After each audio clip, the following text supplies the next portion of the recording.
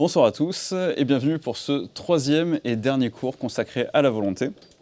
Et on se retrouve toujours avec cette image du Tori de Nagasaki, du sanctuaire Sano Jinja, qui a toujours survécu au bout de 3 cours à la bombe atomique.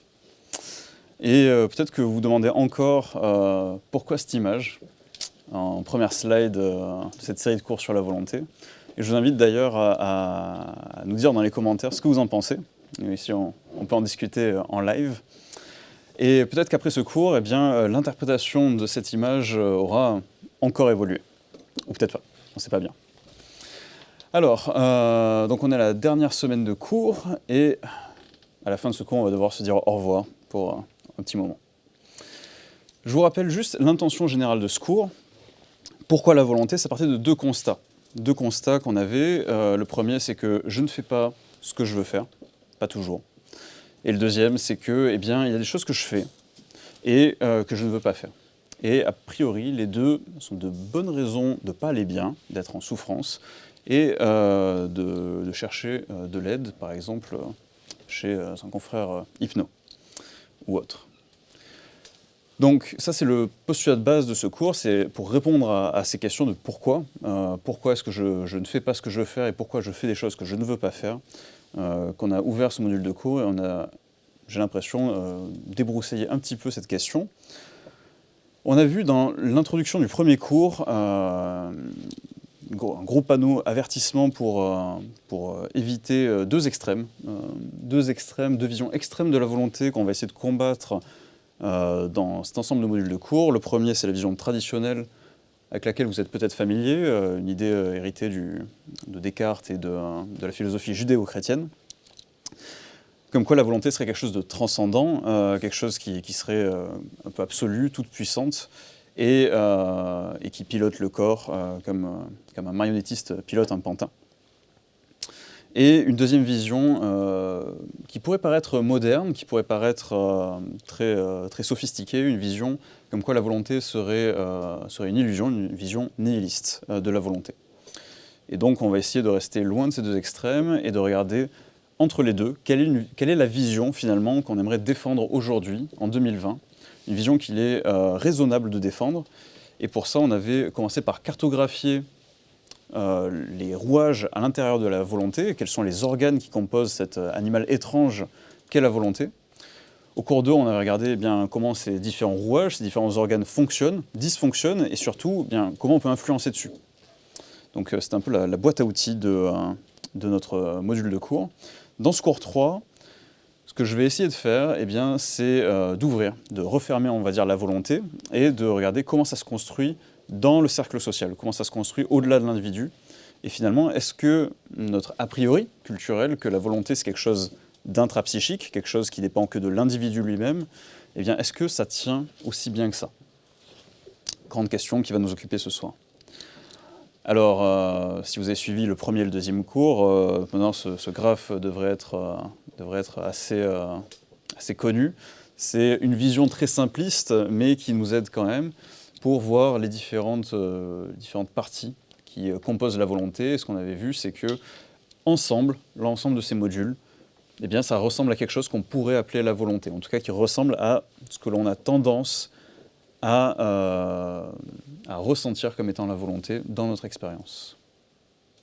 Quelques mots sur l'intention de ce cours, puisque c'est assez important, ce cours il se différencie un petit peu des deux premiers. Dans le premier cours, j'ai essayé de faire une carte pour vous montrer des nuances, corriger un petit peu par petits bouts la vision traditionnelle de la volonté, mais finalement on restait dans quelque chose d'assez classique, quelque chose qui garde nos a priori, on restait sur un vocabulaire commun, sur des choses qui sont assez intuitives finalement. Deuxième cours, on a apporté une couche supplémentaire de complexité avec des outils, une boîte à outils qui peut donner à penser qu'on considère l'humain comme un robot, comme un ensemble de modules, de pièces, comme un programme informatique quelque part. On est d'accord avec ça? Ça pourrait donner cette impression-là. Ce que j'aimerais dans ce troisième cours, c'est pousser cette analogie, cette métaphore un peu plus loin, et voir que quand on met ce robot dans son environnement, il devient quasi impossible à discerner d'un individu vivant. Et le fait de pousser cette métaphore de de l'individu comme un ensemble de modules, va nous rapprocher beaucoup d'une vision, on va dire, beaucoup plus moderne, beaucoup plus nuancée, beaucoup plus complexe de l'individu. Et j'espère pouvoir faire tomber un certain nombre d'a priori qui pourraient, si on applique les outils de la dernière fois de façon un peu caricaturale, faire beaucoup de dégâts finalement. Vous vous souvenez, le cours de la dernière fois avait fini sur cette idée que la vision que l'on a de notre propre volonté est très importante sur comment on agit. Eh bien, ici, on va essayer d'avoir une vision nuancée pour essayer d'adapter ces outils au mieux, essayer de les utiliser de façon contextuelle. Donc, ce que j'aimerais transmettre dans ce cours, c'est une vision, une posture, un regard sur la volonté. Et pour ça, eh bien, on va commencer par ne pas parler de la volonté. On va faire un petit détour par la cognition étendue. On va voir un peu de quoi il s'agit. Et c'est une très brève introduction, on pourrait en parler pendant des heures, mais on ne va pas le faire parce qu'on va essayer de l'expédier en 2 slides. Voilà. Alors, pour commencer, on va simplement passer par un exemple, ce qui est peut-être la meilleure façon de se le représenter et de se l'approprier. Qu'est-ce qui se passe, à votre avis, quand on multiplie 2 grands nombres, qui ne sont pas si grands que ça, par exemple 253 par 81 ? Essayez de le faire chez vous, mettez la vidéo en pause, par exemple, ou ici, si vous essayez de le faire.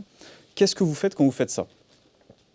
Eh bien, peut-être que le premier réflexe, c'est d'essayer de le faire de tête, et vous voyez très vite qu'à moins que vous soyez un crack du calcul mental, ce qui n'est clairement pas mon cas, ça va être compliqué. Ça va être compliqué de le faire de tête. Donc ce que vous allez faire, c'est le poser.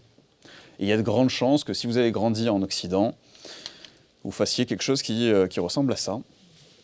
C'est-à-dire que vous allez le poser, vous allez écrire des nombres, des symboles, et à la fin arriver à ce nombre-là, en bas, qui sera votre réponse. Et si vous n'avez pas trop fait d'erreurs, etc., eh bien, vous allez arriver à sans doute la bonne réponse. Pourquoi vous avez réussi à le faire sur le papier et pas de tête ? Eh bien, tout simplement parce que vous avez déporté de la mémoire de travail sur le papier. Vous avez noté les résultats intermédiaires, vous avez utilisé tout un ensemble de symboles, de notations qui ont été transmis culturellement, par l'école notamment, pour arriver à ce que vous voulez, c'est-à-dire le résultat. Probablement que si vous étiez plus jeune, vous auriez eu besoin de poser plus d'étapes intermédiaires avec toutes les étapes vertes que vous avez sur cette slide. Et en réalité, si vous avez un peu d'expérience, que vous n'êtes pas trop mauvais avec les nombres, vous avez fait toutes ces opérations de tête. Okay ? Donc vous avez internalisé un certain nombre d'opérations, et pour stocker, on va dire, les gros résultats, vous les avez mis sur papier. Si vous avez plus de difficultés avec la méthode, ou que vous avez plus de difficultés en maths, vous pouvez poser toutes les opérations en vert. Ok ? Donc, ce concept-là de cognition étendue, c'est simplement le fait de déporter des processus cognitifs, par exemple ici la mémoire, sur l'extérieur, sur le monde qui nous entoure. Jusque-là, pas trop surprenant. Déposer de la mémoire sur du papier, ça va encore. On peut aller plus loin. En fait, probablement que certains d'entre vous ont eu l'envie de sortir leur téléphone, ou peut-être que vous promenez avec sur vous une calculatrice, auquel cas, eh bien, c'est très grave, consultez un spécialiste. Mais si vous avez eu cette envie, eh bien, c'est peut-être un réflexe qui est très intelligent, puisque la calculatrice eh bien, fait le calcul à votre place. C'est-à-dire que vous n'avez juste qu'à rentrer certains symboles dans l'appareil, donc des symboles qui sont connus culturellement, que vous avez appris à travers votre culture, et la machine va réaliser le calcul, et la seule chose que vous avez à faire, c'est lire les symboles qui sont à un endroit prédéterminé. Et donc, dans ce cas-là, au lieu d'avoir fait le calcul en interne, vous allez déporter un processus cognitif, qui est un processus de calcul, un processus algorithmique, dans un artefact extérieur. Ok ? Toujours bon ? Très simple, hein, tout ce que je dis là, c'est plus ou moins des évidences. Eh bien ça, le fait de déporter des processus cognitifs sur le monde extérieur, c'est ce qu'on appelle la cognition étendue. Okay ? On sous-traite des processus internes sur l'extérieur. Et en fait, on fait ça de façon assez intensive. Par exemple, pour la navigation, au lieu de naviguer simplement avec ce que l'on connaît de l'environnement et ce que l'on a déjà visité, on peut utiliser des cartes pour des environnements inconnus, on peut utiliser un GPS pour calculer carrément des itinéraires, etc., etc. Pour la mémoire, je vous ai montré le papier, le post-it en est un bon exemple. Je ne sais pas comment on ferait ici sans post-it. Les agendas aussi, quand on voit qu'on a des agendas qui sont de plus en plus remplis, des fois jusqu'à 1 an à l'avance pour certains dans la salle. Difficile de garder tout ça en tête, surtout sur d'aussi longues périodes. Wikipédia, le fait de se dire, en fait, ma culture générale est étendue par une encyclopédie qui est accessible comme ça au bout de notre smartphone. Okay. Les réveils, c'est un cas intéressant et surtout un cas particulier, c'est-à-dire que la capacité de se rappeler quelque chose à un moment donné, si on exclut quelques techniques un peu bizarres d'hypnose, c'est quelque chose qui est très peu naturel finalement. C'est quelque chose qui est très peu naturel. Et les réveils nous permettent par exemple de se réveiller au beau milieu de la nuit, de se rappeler quelque chose d'important alors qu'on est absorbé dans une tâche. C'est un artefact qui nous permet de ramener notre attention sur certaines tâches. On peut aller encore plus loin, aller vers des tâches qui sont de plus en plus personnelles, de plus en plus importantes. La prise de décision par exemple. Vous êtes nul en finance, vous prenez un conseiller financier, c'est déporter des prises de décision sur l'extérieur, sur un artefact extérieur. Bon, il se trouve que c'est un humain dans ce cas-là, mais tout serait identique s'il s'agissait d'un outil informatique ou autre. Vous déportez vos processus de décision sur l'extérieur, sur un être humain, plusieurs, et peu importe la méthode. Pour des décisions de vie, vous pouvez aller voir un voyant. Peu importe ce que vous pensez de la fiabilité de ces prédictions, vous déportez des processus de choix sur un professionnel. Ok ? Pour résumer tout ça, je vais plutôt prêter ma voix à Ross dans Distributed Cognition and the Will, qui nous dit, eh bien finalement, notre Homo sapiens, notre être humain, il est pris dans une culture.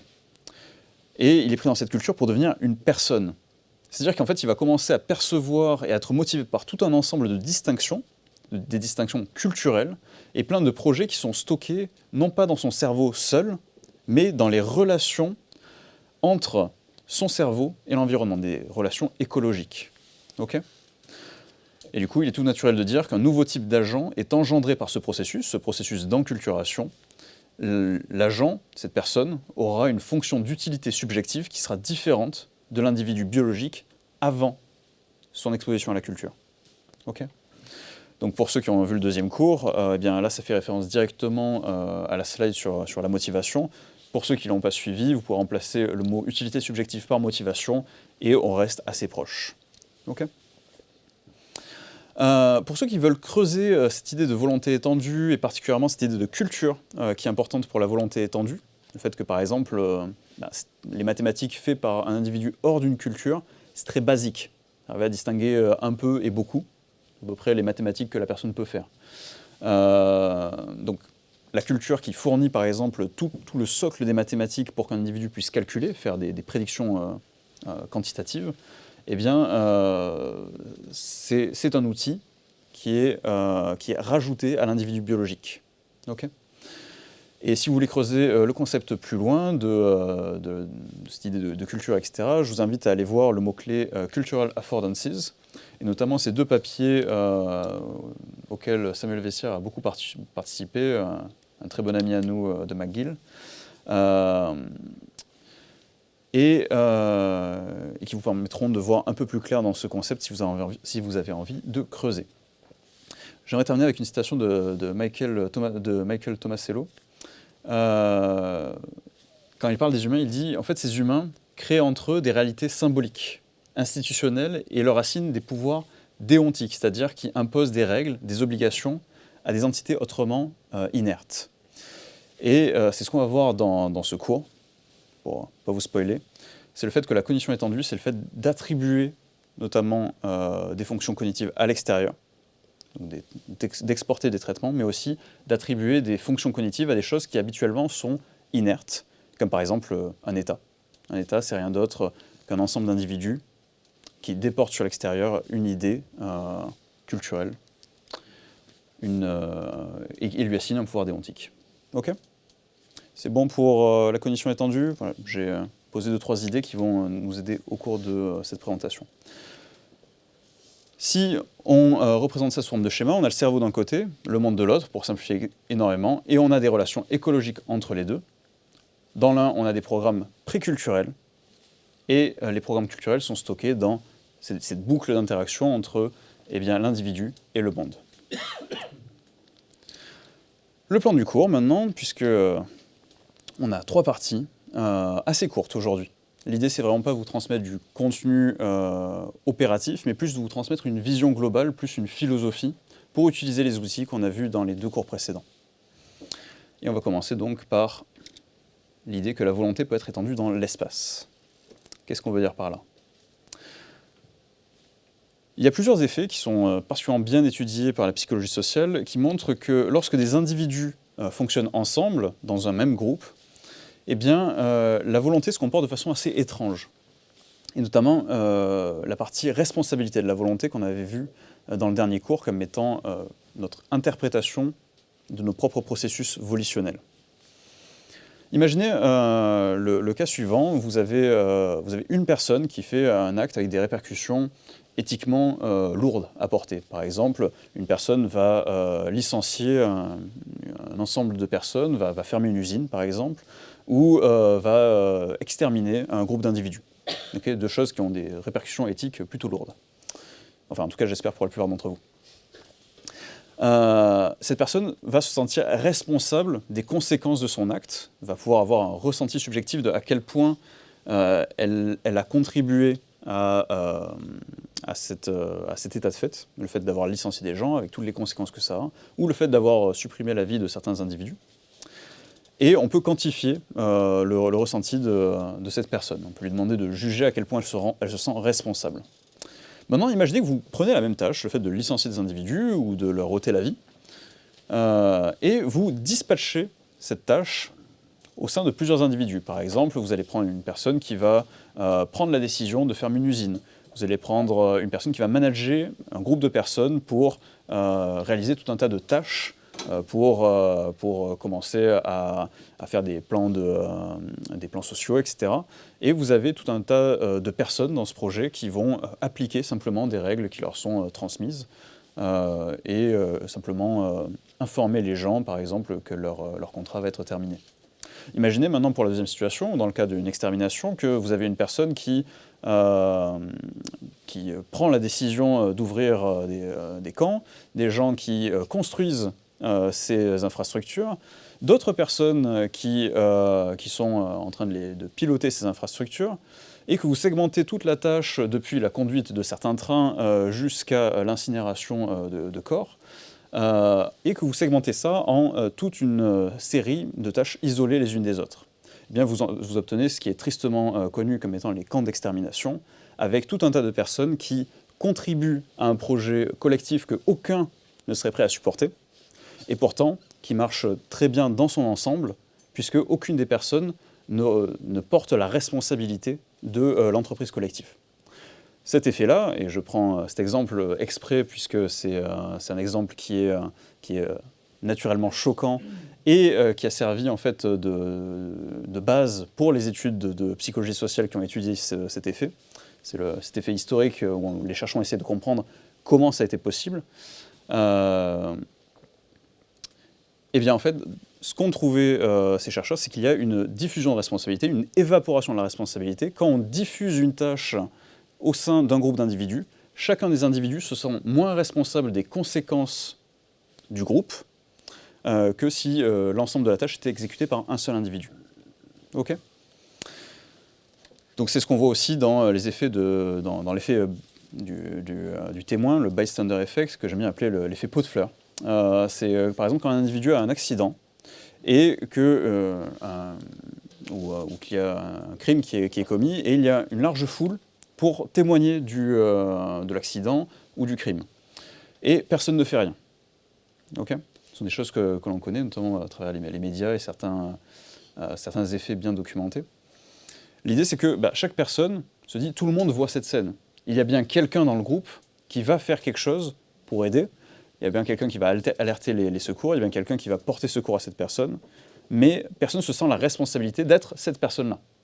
Okay ? Donc le bon côté de la chose, c'est que connaissant l'effet pot de fleurs, comme j'aime bien l'appeler, ou l'effet témoin, si vous savez que cet effet existe, pris dans une foule, vous pourrez plus vous responsabiliser et donc vous-même plus aider. Vous vous direz, en fait non, si je ne fais pas le premier pas, personne ne va le faire. Ok ? Donc, aidez les gens quand vous voyez que personne ne bouge parce que c'est le bon moment d'agir. Ok ? Il y a un effet assez drôle qui est l'effet exactement inverse. C'est quand un groupe de personnes arrive à une conséquence positive. Par exemple, quand un groupe d'étudiants fait une présentation et récupère collectivement une bonne note, chacun des étudiants se sent plus responsable de cette bonne note, se sent plus avoir contribué à la réussite du groupe qu'en vrai. Un résultat qui est malheureusement très bien connu. Ok ? On va aller un peu plus loin, parce qu'en fait, cet effet-là, il n'est pas simplement pris dans l'accomplissement de tâches complexes et collectives, mais il est d'autant plus fort quand on se base au niveau moteur, au niveau de l'action jointe, ce qu'on appelle la coaction. Et là, on va voir un certain nombre d'exemples typiques de coaction, dans lesquels on va voir il y a une perte d'un aspect assez fondamental de la volonté qu'on appelle l'agentivité.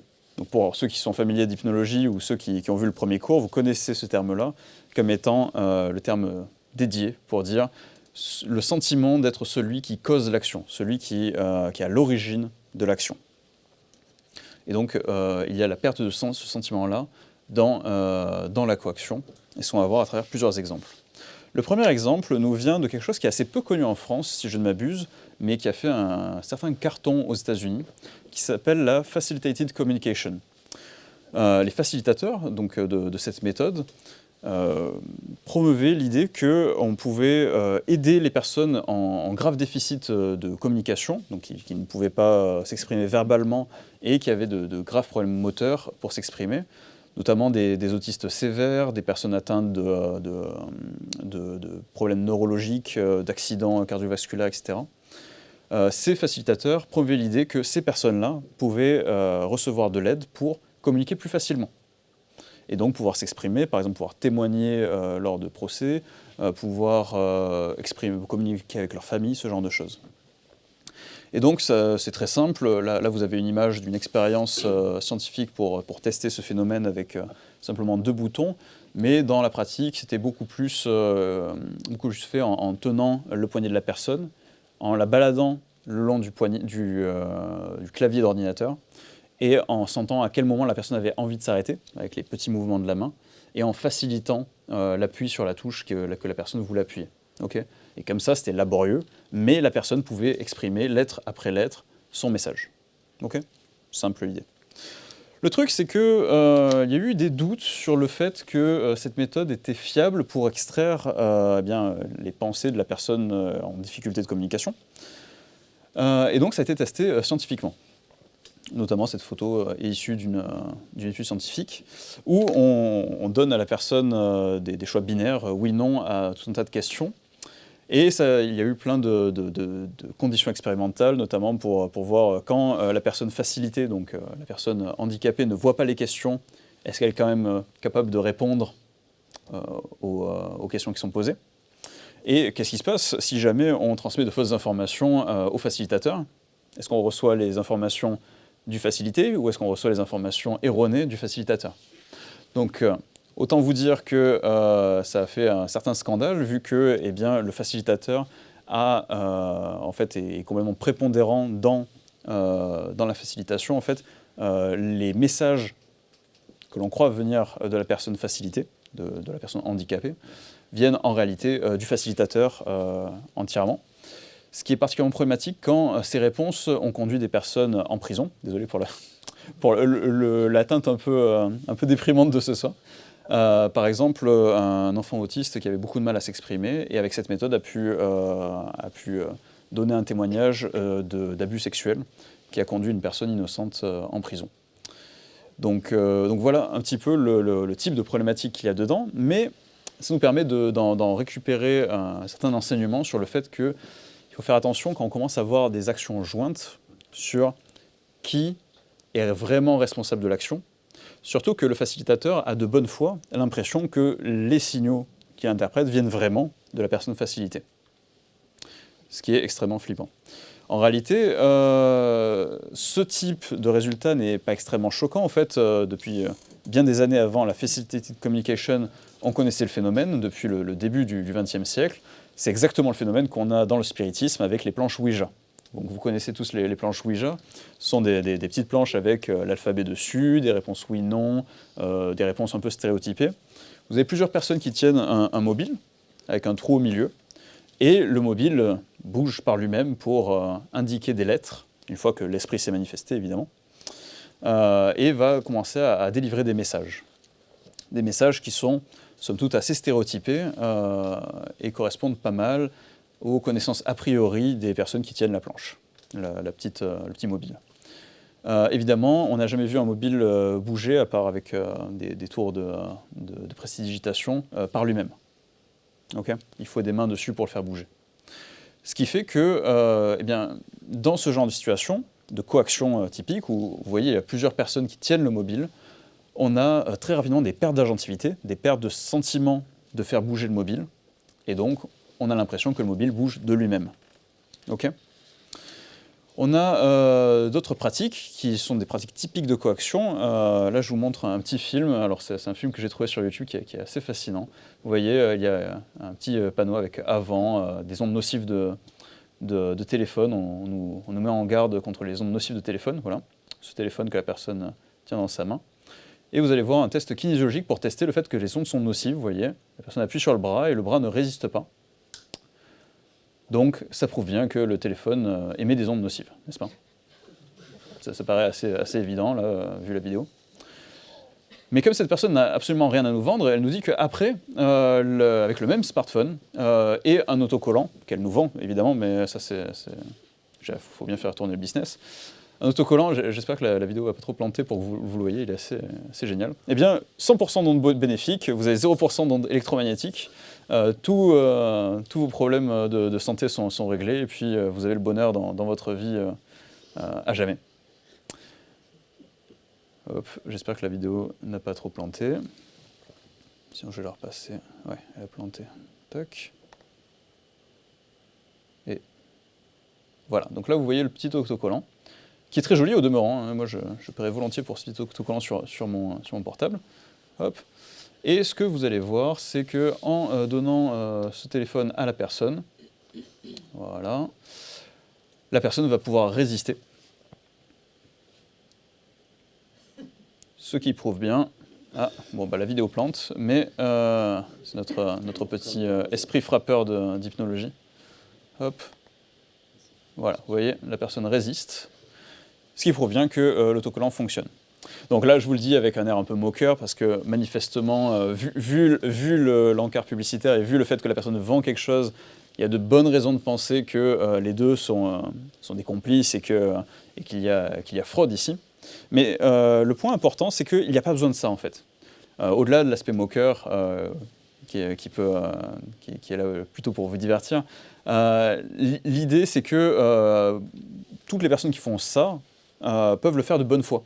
En fait, c'est une technique qui fonctionne très bien en cabinet. Il y a des gens qui font ça à titre professionnel, tester tout un tas de choses. C'est utilisé par exemple dans l'homéopathie pour tester des préparations homéopathiques, savoir laquelle fonctionne le mieux par exemple. C'est utilisé avec des pierres, en lithothérapie par exemple. C'est utilisé pour tester vos énergies internes, etc.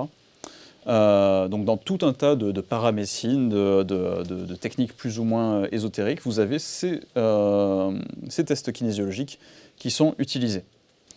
La question c'est le résultat, donc le fait que le bras fléchisse ou non, à quoi est-ce dû? Eh bien, si ça vous intéresse, il y a cette vidéo de Syllabus, qui est une chaîne de vulgarisation scientifique, qui est extrêmement bien, que je vous conseille, qui est faite en collaboration avec Hygiène Mentale, qui voulait tester notamment la prétention que ce monsieur avait que les métaux dans nos bijoux nous affaiblissaient. Donc, il avait testé de façon assez intensive le fait que, dans son expérience, quand les gens avaient des bijoux sur eux, le bras fléchissait beaucoup plus facilement que s'ils n'en avaient pas. Okay. Et ils ont fait un test en double aveugle, c'est-à-dire que la personne testée et le testeur ne savaient pas si la personne portait des bijoux ou pas. C'est-à-dire que ça pouvait être une substance neutre ou un bijou que la personne tenait dans sa main, et aucun des deux ne le savait. Eh bien, les deux ne font pas mieux que le hasard pour détecter ça. C'est-à-dire que le bras fléchit autant dans les deux circonstances. Ce qui nous fait dire qu'en fait, on est dans un cas typique de coaction où ça reflète beaucoup moins une réalité physique externe que les attentes, pas juste de la personne qui teste, mais pas juste de la personne testée non plus, mais des deux à la fois. C'est un cas de coaction. C'est-à-dire que le sujet peut avoir l'impression de résister autant à chacun des tests, de façon stable. Le testeur peut avoir l'impression de tester de la même façon chacune des conditions, mais ensemble, ce qu'ils font génère un résultat qui correspond aux attentes croisées des deux. Okay.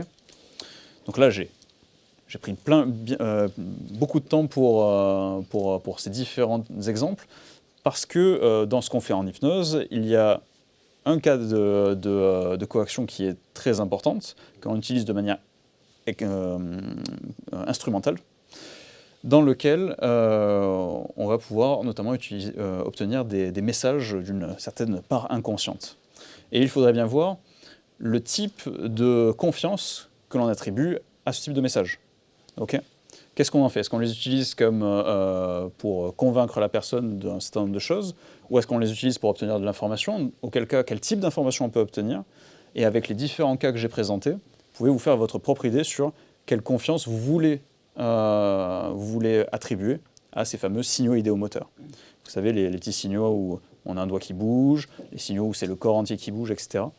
En tout cas, vous pouvez vous poser cette question et obtenir vos propres réponses. Juste pour être clair, ici on ne parle pas de supercherie, on ne parle pas de tromper l'autre, on parle de ce que Cyril avait nommé très justement dans son cours sur la suggestion et la suggestibilité en 2018, se monter la tête entre nous. Okay. C'est-à-dire que vous avez deux personnes qui se co-influencent, qui s'influencent mutuellement, et personne n'a démarré le cycle d'influence. Les deux se montent la tête mutuellement par suggestion interposée, et dans le cas de la coaction, ces boucles de suggestion sont extrêmement courtes. Il s'agit de boucles motrices, de signaux faibles, et on va voir à quel point ils peuvent être faibles, qui vont mener, en apparence, à un phénomène qui sort de nulle part.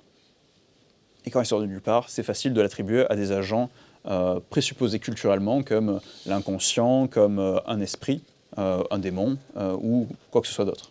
Éventuellement les extraterrestres, si vous voulez. Ça, là, c'était plus pour la blague. Alors, jusqu'où ça peut aller? Jusqu'où est-ce que ces signaux faibles de suggestion peuvent aller? Eh bien, des chercheurs, l'équipe de Wegener et de Sparrow, ont essayé de trouver les distinctions qui permettent de voir à quel point les signaux faibles peuvent influencer cette sensation d'être l'agent de l'action. Et ça va assez loin, comme on va le voir. L'expérience est la suivante. Vous avez un participant, enfin une participante, et vous avez un expérimentateur. Donc ici, vous avez Betsy Sparrow, de l'équipe de Wegener. Et vous avez entre les deux un petit labyrinthe que vous voyez ici. Un labyrinthe de lettres qui va donc de A à Z, en passant par toutes les lettres de l'alphabet, vous voyez. Très simple à suivre. Et le participant doit simplement pointer lettre après lettre le parcours du labyrinthe. Et doit pointer ces lettres à l'aide de cette baguette-là.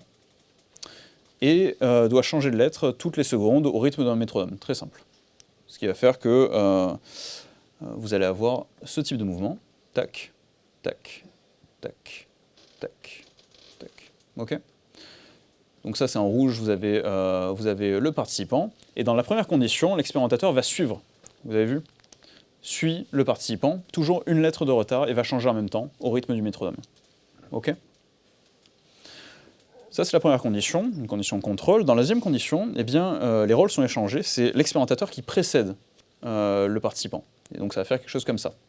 Donc en bleu, c'est l'expérimentateur. Donc le participant suit, seconde après seconde, l'expérimentateur. Et comme le labyrinthe est transparent, le participant voit ce que l'expérimentateur est en train de pointer, ce qui lui donne un indice sur le prochain endroit à pointer. Et bien, dans la deuxième condition, la condition où le participant suit l'expérimentateur, le ressenti qu'il y a, c'est d'être moins agent de l'action. Votre agentivité est plus faible. Ce qui est fou, parce qu'il s'agit simplement d'un pointé. On va aller plus loin. C'est quelque chose d'encore plus fou. L'expérimentateur arrête de pointer et discrètement regarde les lettres avant que le participant ne les pointe. Et bien dans ce cas-là, vous avez la même perte d'agentivité qu'avec la baguette.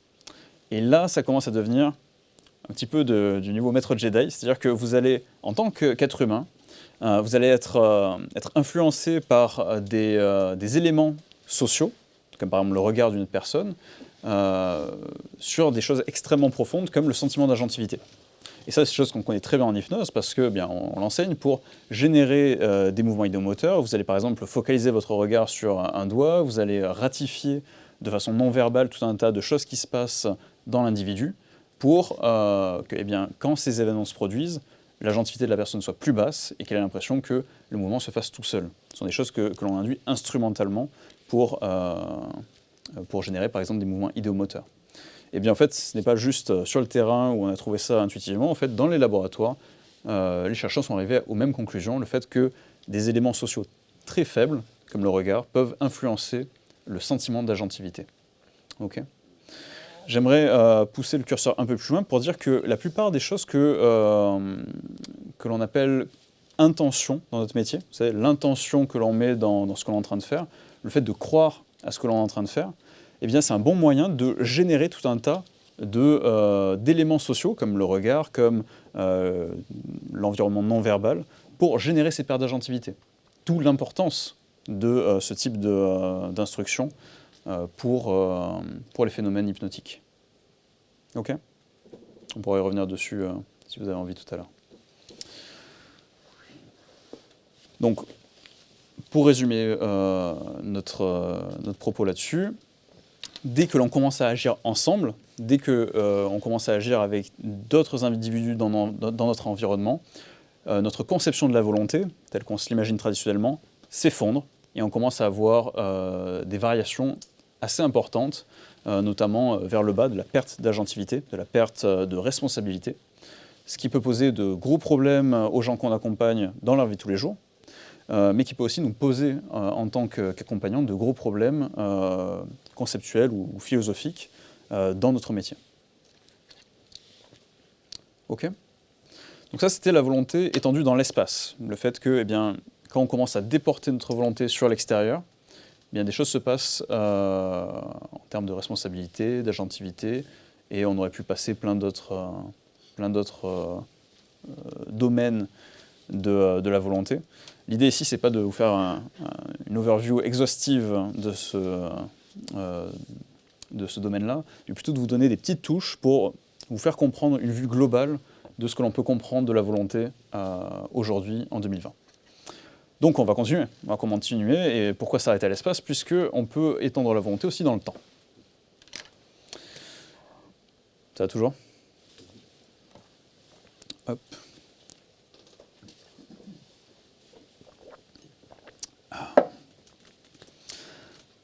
Alors on peut l'étendre dans le temps, et on va voir, je vais vous donner deux expériences de pensée pour essayer de vous faire toucher du doigt le ressenti qu'il y a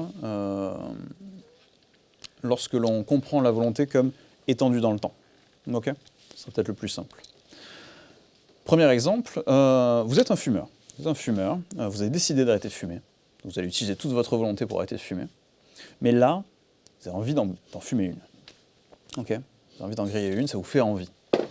Et à ce moment-là précis, un génie survient devant vous et vous dit, option 1, que tu fumes cette cigarette ou non, en fait, tu fumeras toutes les autres dans ta vie. Tu ne pourras pas t'en empêcher, en fait. Tu veux arrêter de fumer, mais tu ne vas pas y arriver. Tu les fumeras tous tout le restant de ta vie. Ça, c'est dans l'option 1. Dans l'option 2, à la place de ça, il vous dit que tu fumes cette cigarette ou pas, en fait, tu vas arrêter de fumer. Ça va marcher et tu n'auras même plus envie d'en fumer une autre. Ok ? Vous voyez ces deux scénarios ? Vous avez une confiance absolue dans le génie et dans le fait que ce qu'ils vous disent, c'est vrai. Que ça va vraiment se réaliser. Vous voyez que dans ces deux cas, mettez-vous à la place de la personne, dans ces deux cas, il n'y a aucune raison de résister à la tentation de fumer la cigarette. Dans ces deux cas, en fait, c'est complètement absurde de ne pas se laisser aller à son envie et de fumer la cigarette. Dans le premier cas, de toute façon, j'en fumais d'autres, donc pourquoi arrêter de fumer celle-là? À quoi bon? Et dans l'autre cas, eh bien, je ne vais pas fumer toutes les autres, donc bon, bah, une de plus, une de moins, ça va le faire. Vous voyez que quand il y a une certitude sur l'occurrence future, votre volonté dans le moment, finalement, elle compte assez peu. Vous allez juste craquer et céder à votre tentation sur le moment. C'est dans le cas où, en fait, fumer la cigarette maintenant, fumer celle-là, va déterminer les occurrences futures. Notamment, si vous arrêtez de fumer celle-là, vous avez quand même moins de chances de fumer les autres. Ou eh bien, arrêter de fumer ou résister à la tentation, eh bien, c'est intéressant. On va pousser cet exemple un peu plus loin avec une deuxième expérience de pensée.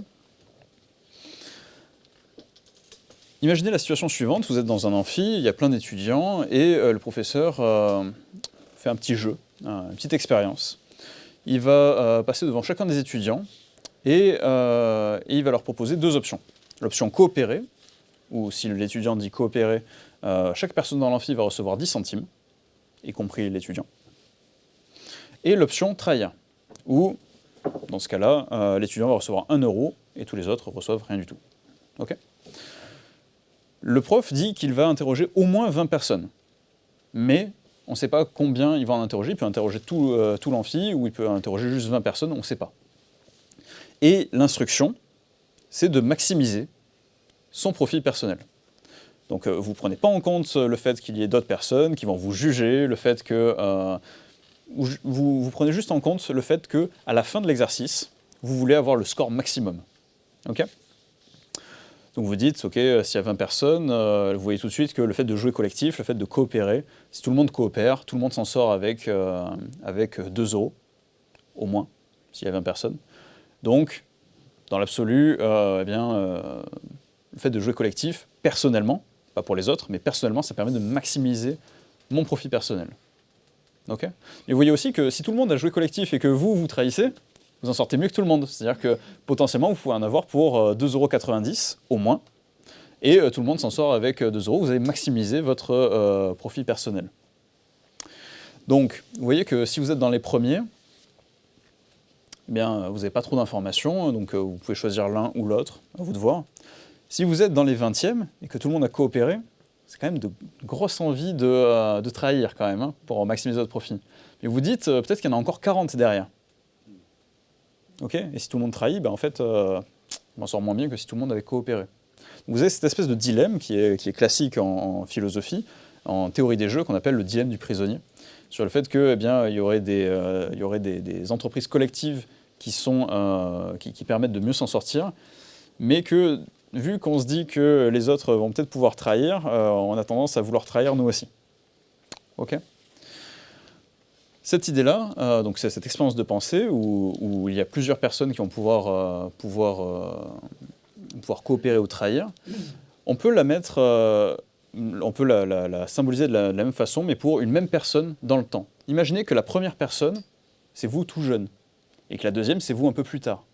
Et puis qu'au plus on avance, au plus on arrive vers 20 personnes, qui pourraient être à peu près le milieu de vie, où on se dit, il y a des chances que j'arrive jusque-là, mais on ne sait pas jusqu'où ça va durer. Okay. Et imaginez que peut-être que vous êtes la 16e personne à votre âge actuel, et vous êtes dans votre vie de tous les jours, et vous avez des motivations, vous avez des buts dans la vie, et vous avez des buts qui concernent votre personne là tout de suite, comme par exemple regarder un épisode de plus de votre série favorite sur Netflix, ou qui concernent votre personnalité globale, notamment comment vous vous sentirez demain, par exemple réviser pour vos examens. Auquel cas, en fait, vous ne vous rendez pas service maintenant, parce que c'est extrêmement pénible, mais vous rendez service à la personne qui va se retrouver devant la feuille d'examen, et qui sera très contente que la version passée d'elle-même est révisée. On est d'accord ? Vous avez la même chose pour le ménage. Le fait que, sur le moment, c'est chiant, mais que la personne du futur qui sera dans un appartement propre vous remerciera très largement d'avoir fait cet effort. Ok ? Donc vous voyez bien cette expérience de pensée, coopérer pour rendre service à la personnalité globale, et en fait à nous demain, ou trahir pour avoir le maximum de plaisir maintenant, le maximum d'utilité subjective maintenant, mais finalement ne pas aider les versions futures de nous-mêmes, voire les handicaper. Ok. On peut voir cette expérience dans le cas très particulier où les premières personnes ont commencé à trahir. Vous êtes la 5e et les 4 premières ont commencé à trahir. est-ce que ça vous donne très envie de coopérer? Pas vraiment. Pas vraiment, vous dites non, en fait, je vais pas commencer à coopérer, sachant que en fait, ceux d'avant se sont gavés et déjà m'ont rien laissé. Et puis en plus, le fait de coopérer, ça va les favoriser, alors que moi, je vais obtenir pratiquement rien. Surtout que j'ai absolument pas la certitude que les versions futures, donc les autres participants ou les autres versions de moi-même, vont pas commencer à trahir et que je me retrouve pas en fait être le seul à avoir coopéré pour tous les autres. Eh bien ça, si vous le mettez dans l'histoire personnelle d'une personne, dans son développement, eh bien vous pouvez voir que ça peut faire des orientations de profil très différentes, okay, des apprentissages très différents. J'ai enfoncé un peu plus le clou avec un autre exemple de version future de nous-mêmes. Imaginez que vous êtes dans une situation et le fait de profiter à fond de cette situation, au présent, vous savez, le fameux soit dans l'instant présent, lâche un peu le contrôle, amuse-toi, qu'on voit beaucoup dans le développement personnel, des fois à raison, mais des fois pas vraiment. Imaginez que vous êtes dans une soirée très alcoolisée, vous vous alcoolisez beaucoup trop, imaginez que vous vous droguez, vous prenez des substances qui vous font perdre un petit peu le contrôle, et vous vous retrouvez le lendemain matin avec un blackout, ce qui est encore mieux parce que vous n'avez pas connu la personne qui a fait les actions dont vous récupérez les conséquences, et en plus, elle ne vous a même pas laissé la mémoire du plaisir qu'elle a ressenti. En termes de trahison, là on est fort. Eh bien, vous vous réveillez le matin avec d'énormes dettes, avec une voiture en feu, vous avez insulté des personnes qui vous sont chères, bref, vous avez un tatouage dégueulasse que vous êtes fait dans la nuit, vous êtes marié à une prostituée. Bref, voilà, scénario typique d'un film hollywoodien. Quand vous êtes cette personne-là, vous pouvez en vouloir à la personne juste avant qui a fait ces actions-là, et pourtant en fait c'est vous-même. Vous vous inscrivez dans une tradition de version de vous-même, et c'est ce que Cyril nous avait notamment montré dans le cours sur la composition temporelle de jeu. Exactement, bien joué. On voit ceux qui sont assidus à l'hypnologie.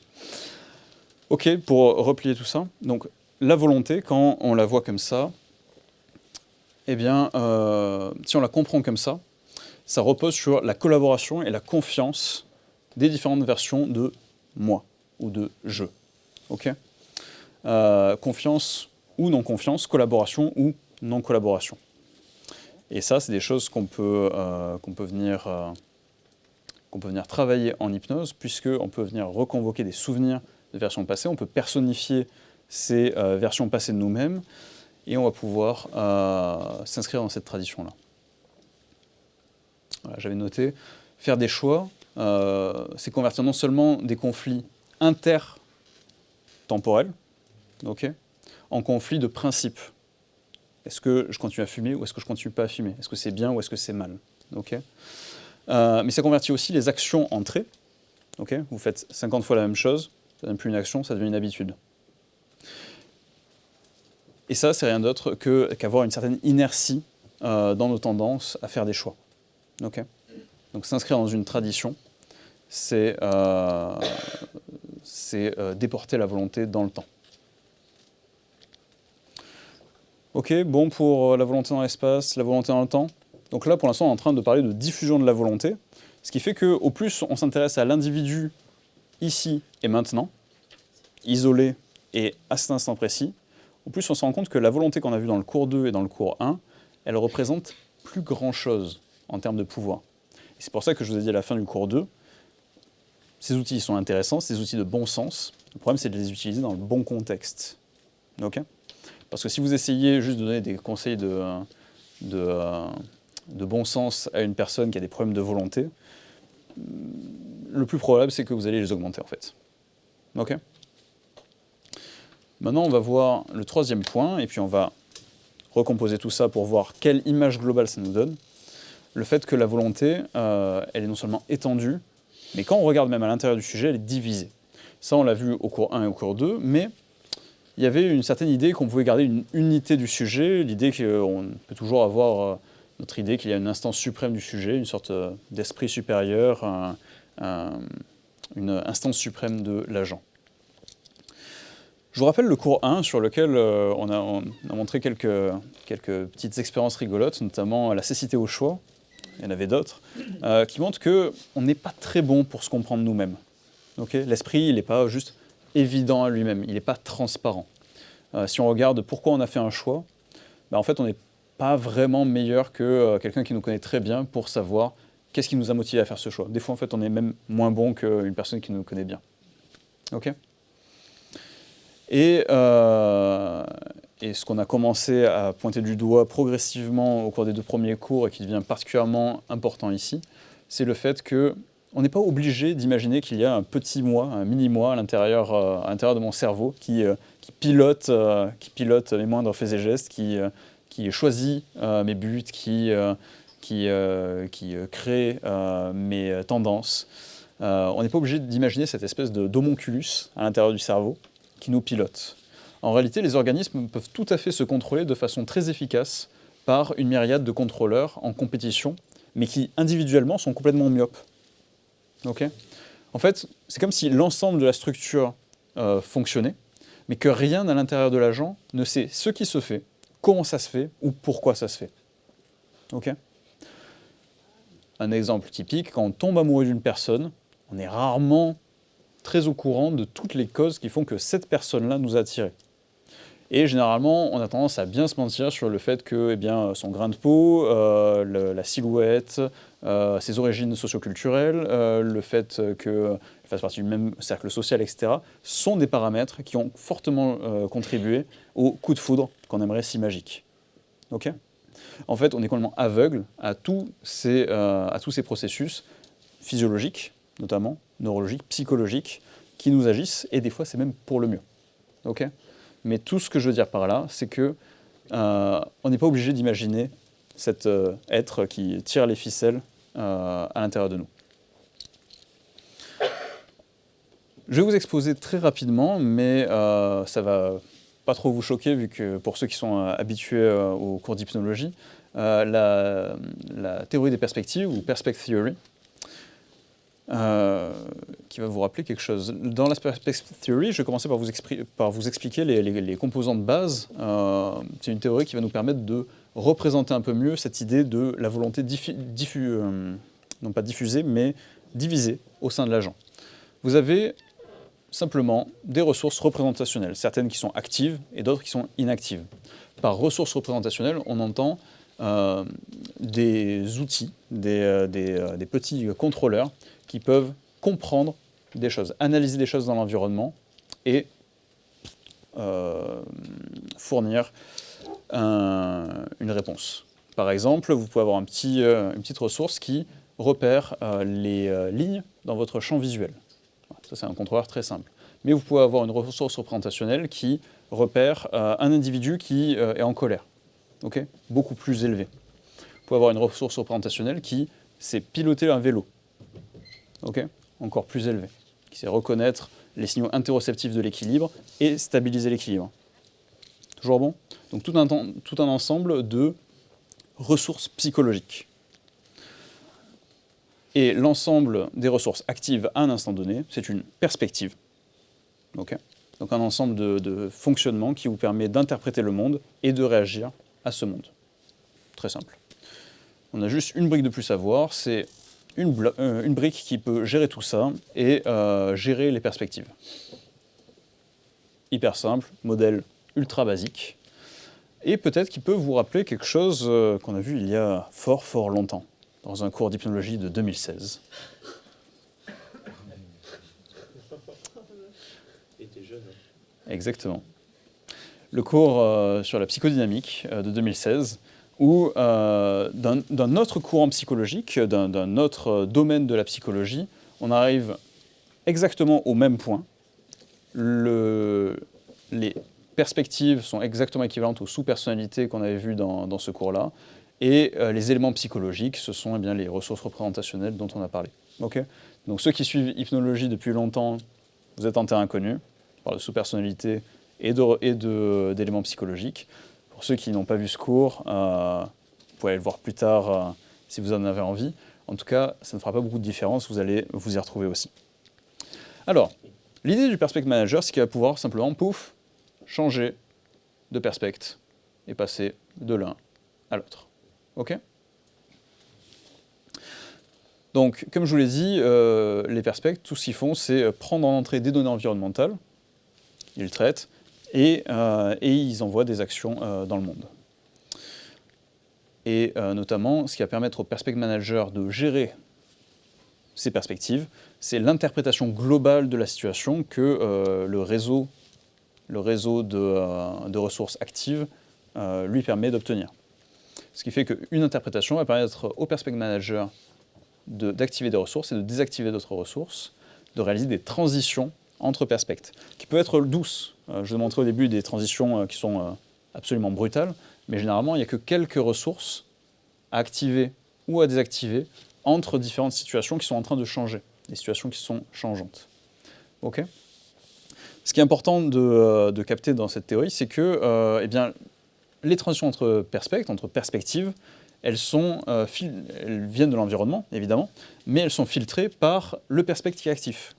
Et ça a une implication qui est absolument énorme pour nos applications. C'est le fait que quand on fait un recadrage, quand on fait une suggestion, quand on utilise n'importe quel outil, il faut l'utiliser en prenant en compte la perspective à laquelle on l'applique.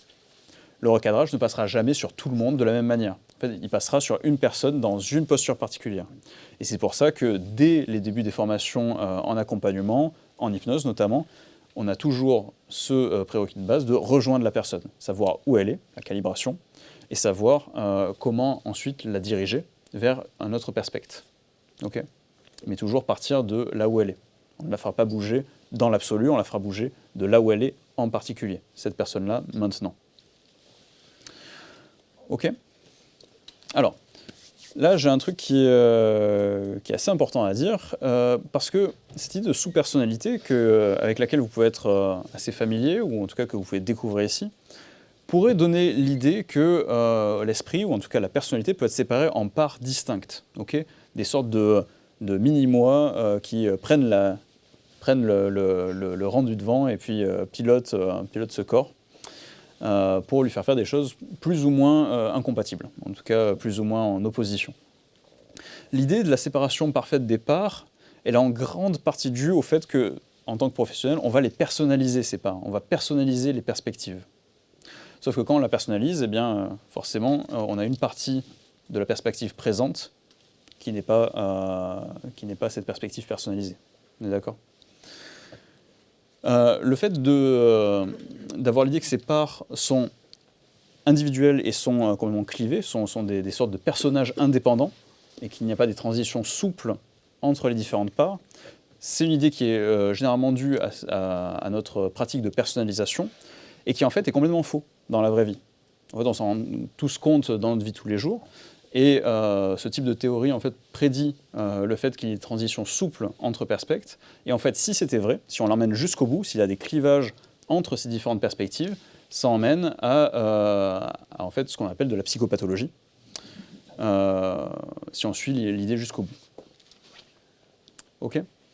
Le fait d'utiliser ces grilles-là, je raccroche avec le dernier cours, avec l'idée de comment on se représente la volonté, ça peut faire beaucoup de dégâts sur des personnes. Si on emmène l'idée qu'il y a différentes parts en nous et qu'elles sont séparées, comme des personnages qu'on joue, la personne va avoir tendance à se conformer à cette idée-là, et du coup à avoir des ensembles de personnalités qui sont disjoints, et donc des choses qui ne sont pas forcément adaptées au contexte, parce que c'est pas fluide. Ok ? Voilà pour la petite précision. Un point qui est aussi important là-dedans et que je vais préciser, c'est le fait qu'avec cette vision-là, en fait, la personne fait toujours de son mieux en fait, dans chaque situation.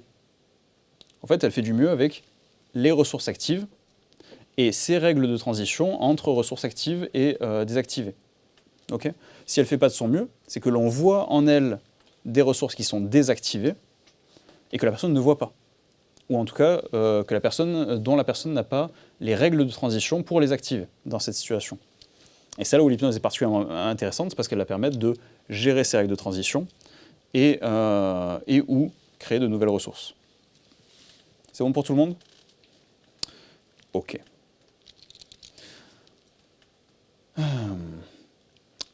Petit exemple pratique, je vous avais Je vous avais promis dans le dernier cours qu'on allait retourner sur la question de la science. Vous vous souvenez dans le bloc motivation. On avait laissé de côté la science, on a dit on verra ça au prochain cours. C'est le moment.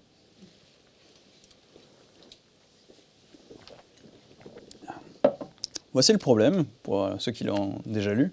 Vous avez 600 personnes qui sont affectées par une nouvelle maladie. Et pour la combattre, vous avez le choix entre deux programmes. C'est tout à fait d'actualité, n'est-ce pas? Programme A, vous sauvez 200 personnes sur les 600. Le programme B, vous avez une chance sur 3 que les 600 personnes soient sauvées, mais vous avez 2 chances sur 3 que personne ne soit sauvé. Okay. Quand on pose cette question-là aux gens, sans doute que vous avez déjà votre réponse, vous allez sans doute tomber dans la majorité des gens. 72% des gens prennent le programme A. Ce qui est très bien connu en fait, dans la littérature, ce qu'on appelle une aversion au risque. Vous allez choisir l'option la plus sûre en cas d'espérance identique pour les deux programmes. Donc ça, c'est quelque chose de très connu, très prévisible. La plupart des gens préfèrent sauver 200 personnes et être sûr qu'ils soient sauvés plutôt que de prendre le risque que 600 personnes décèdent. Maintenant, on va faire un petit twist. Pour d'autres personnes, on leur présente les deux programmes sous un jour un tout petit peu différent. Programme A, 400 personnes meurent. Programme B, une chance sur 3 que personne ne meurt, et 2 chances sur 3 que 600 personnes meurent. Ok? C'est identique, on est tous d'accord. Logiquement, les deux sont exactement les mêmes.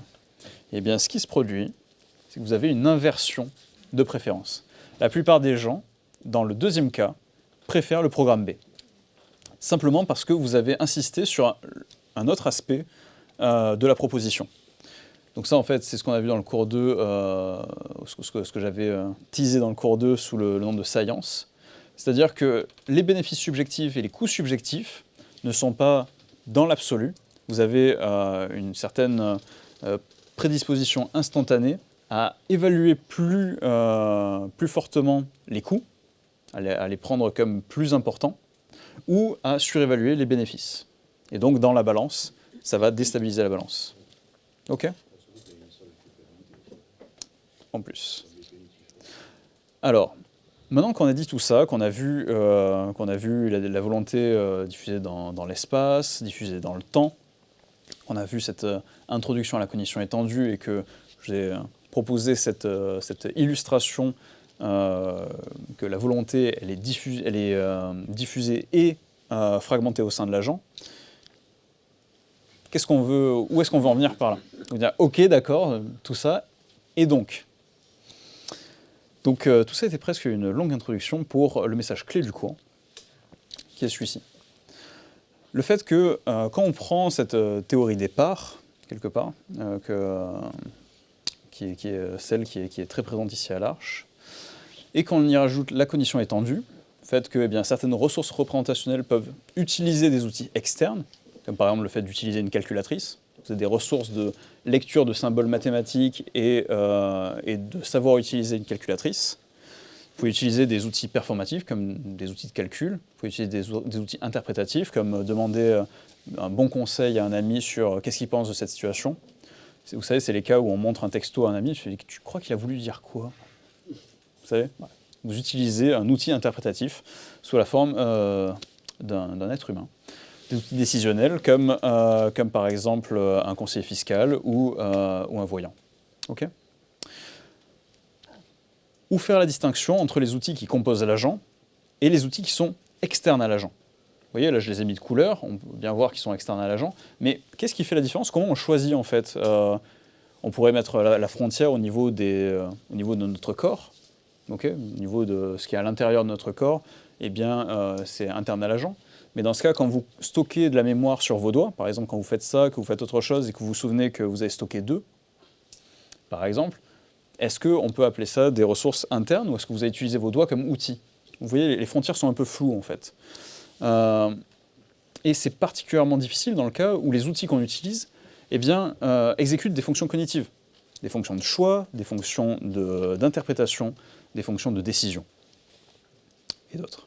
Imaginez par exemple le cas où vous êtes énervé et vous allez allumer votre application, lancer votre application préférée de méditation ou d'auto-hypnose et par le biais de cette application, vous calmer, devenir calme comme une grenouille.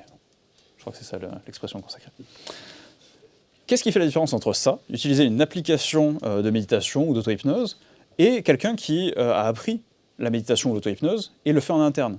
Quelle est la différence en fait? Okay. Comment vous faites la distinction entre des outils externes et des outils internes? Je remets un exemple, peut-être que tu pourras les couper au montage, là ça commence à venir un peu long, mais c'est pour bien enfoncer le clou. Imaginez que le cas où vous utilisez une application de cuisine, une recette. Okay, vous voyez quelqu'un qui fait en même temps que vous et vous répliquez ses mouvements. Qu'est-ce qui fait la différence entre vous qui avez appris auprès d'une personne réelle à faire de la cuisine et le fait de suivre sur une application une recette de cuisine? Okay. Donc c'est particulièrement vrai dans le cas où les deux fonctions sont présentes à la fois en externe et en interne. Imaginez par exemple l'utilisation d'un correcteur orthographique. Vous avez un correcteur orthographique interne. Vous savez ce que c'est l'orthographe, etc. Vous êtes plus ou moins fiable sur votre orthographe. Et vous avez aussi un correcteur orthographique sur la plupart de vos outils de traitement de texte qui agit en parallèle. Okay. Où est-ce qu'elle est la limite entre les deux? Et d'autant plus quand les deux commencent à s'inter-influencer. Quand vous commencez à augmenter votre capacité à être bon en orthographe grâce au correcteur orthographique. Vous voyez, il y a des porosités entre les deux. Imaginez le cas inverse, où vous aviez une ressource interne, et puis avec l'âge, avec la dégénérescence cérébrale, vous perdez tout un tas de fonctions. Par exemple la mémoire. Okay. Et que vous utilisez de plus en plus votre environnement, par exemple votre téléphone, par exemple tout un tas d'outils pour ce genre de cas, pour substituer à votre mémoire qui est défaillante des artefacts. Bien, dans ces cas, on est dans des zones grises, des zones où la limite entre les deux n'est pas claire. C'est clair pour tout le monde? Cette idée qu'on a de la difficulté à identifier où est la limite entre des outils qui sont externes et des outils qui sont internes, qu'on appelle des ressources. Ce qui pose la question de ce sont des outils, mais des outils de qui? La conclusion de tout ça, c'est qu'on est des individus humains et on est juste une coalition changeante d'outils.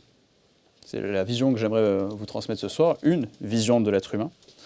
On est continuellement ouvert au changement et on est en expansion au-delà des confins de notre crâne, de notre peau, et on annexe toujours plus d'éléments non biologiques comme autant d'aspects de la machinerie de l'esprit elle-même, comme autant d'aspects de l'esprit lui-même. Okay. Donc, c'était la conclusion, les gens est fragmenté, distribué dans l'espace et dans le temps. Où est le jeu dans cette histoire? Où est l'apparence, d'où vient cette apparence d'unité de l'individu? Rassurez-vous, nous sommes à la fin de cette présentation. Vous vous souvenez de ce petit schéma que j'ai montré au début du cours? Le cerveau, interaction avec le monde, des programmes culturels qui sont stockés dans cette boucle d'interaction. Eh bien, dans l'ensemble des outils que l'on a, vous avez un concept qui s'appelle la couverture de Markov, que je ne vais pas détailler ce soir, c'est pour ceux qui veulent chercher un peu plus loin, qui va faire la différence entre l'agent et le monde. Okay. Là où vous pouvez délimiter les limites de moi.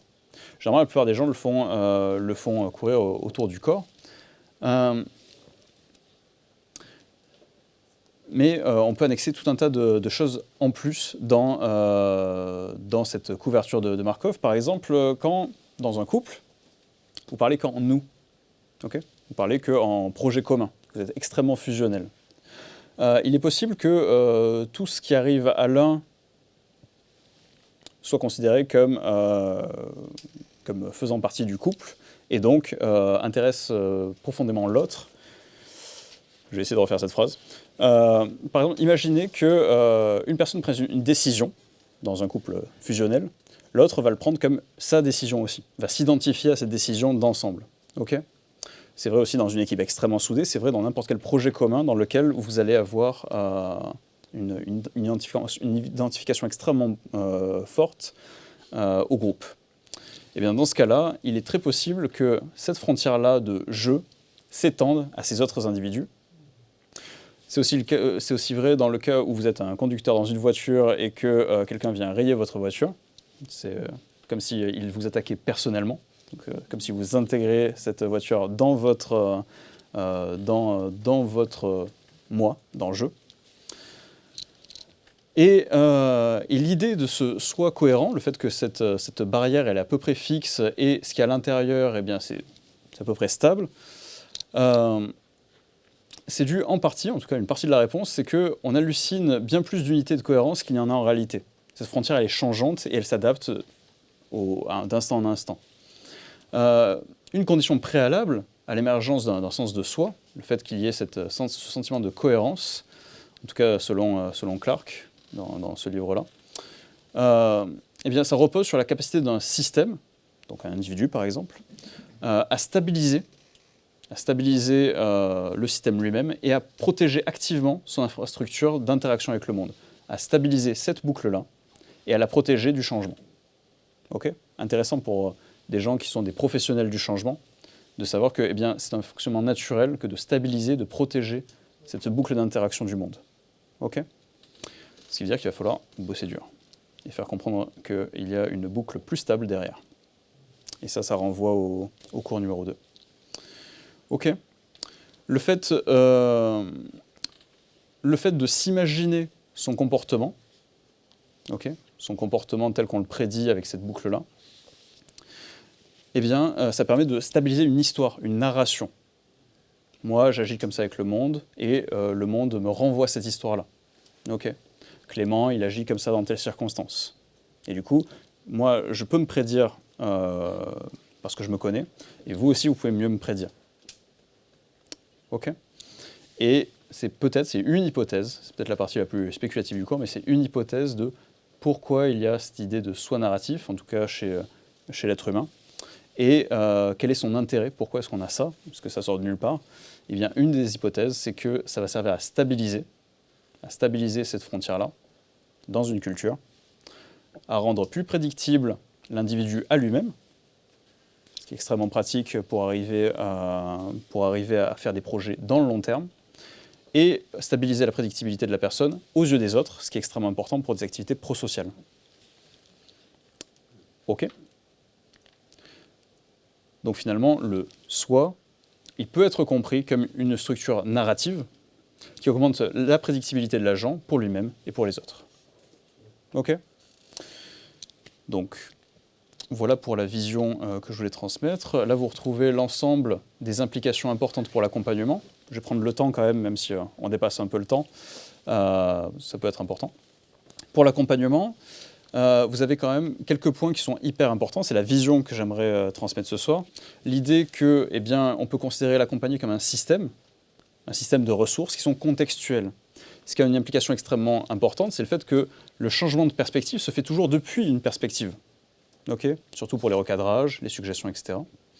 Le fait de considérer que les ressources de l'accompagné peuvent se situer au-delà de lui-même, au-delà de l'enveloppe physique que vous avez devant vous, eh bien ça c'est important. Le fait, ça fait rentrer toute la dimension systémique, que l'on transmet ici, dans l'accompagnement. Le fait de se dire, la systémie peut être défaillante, peut être la cause du problème, mais ça peut aussi être une ressource pour l'individu. Le fait qu'il puisse s'appuyer sur une famille, le fait qu'il puisse s'appuyer sur des technologies même, pour l'aider, ce sont des choses qui sont importantes. Le fait de considérer qu'à chaque instant, l'accompagné fait de son mieux avec ce qu'il a, avec ses ressources activées, ça va permettre d'avoir un regard beaucoup moins jugeant sur la personne. C'est vrai aussi, c'est particulièrement vrai dans la vie de tous les jours.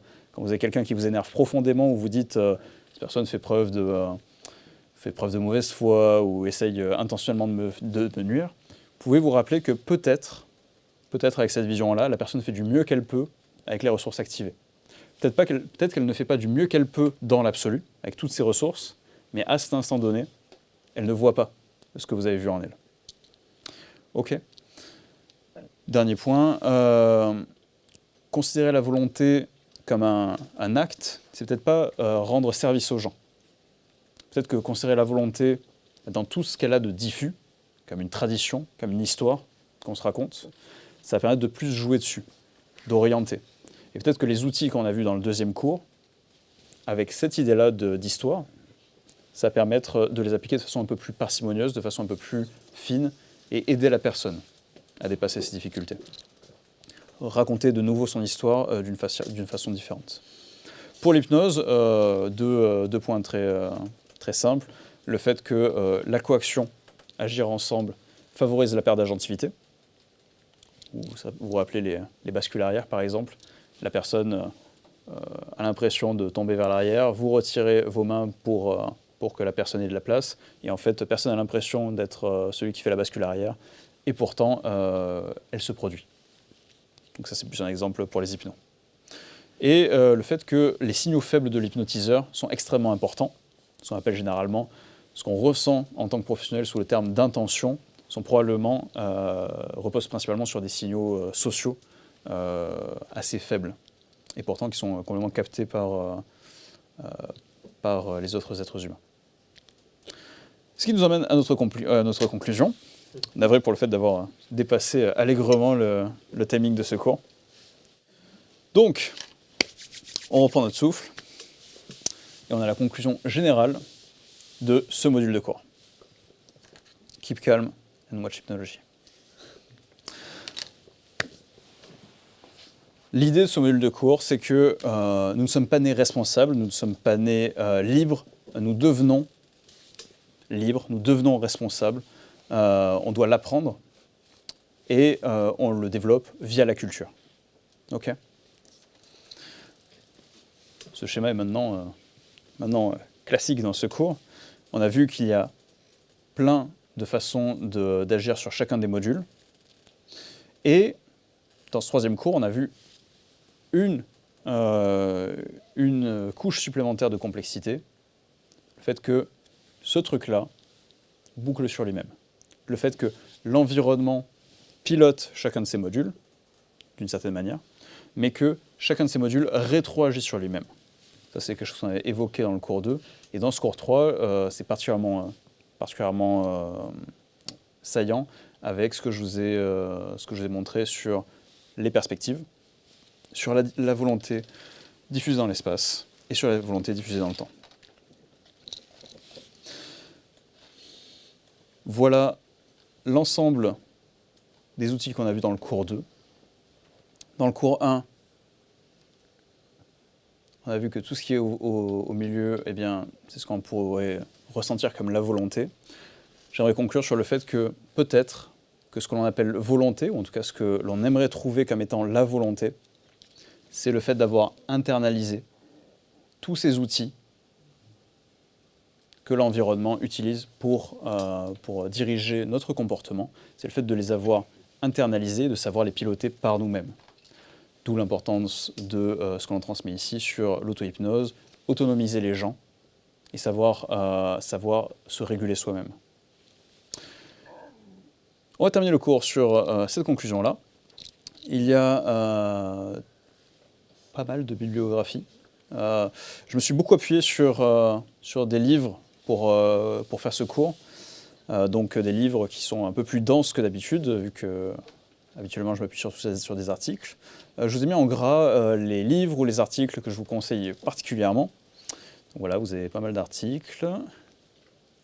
Et vous avez également des vidéos YouTube, notamment celle du premier cours sur Choice Blindness.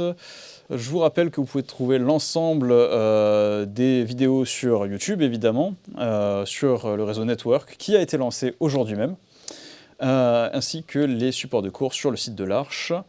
Merci pour votre attention, et on va terminer là pour ce soir.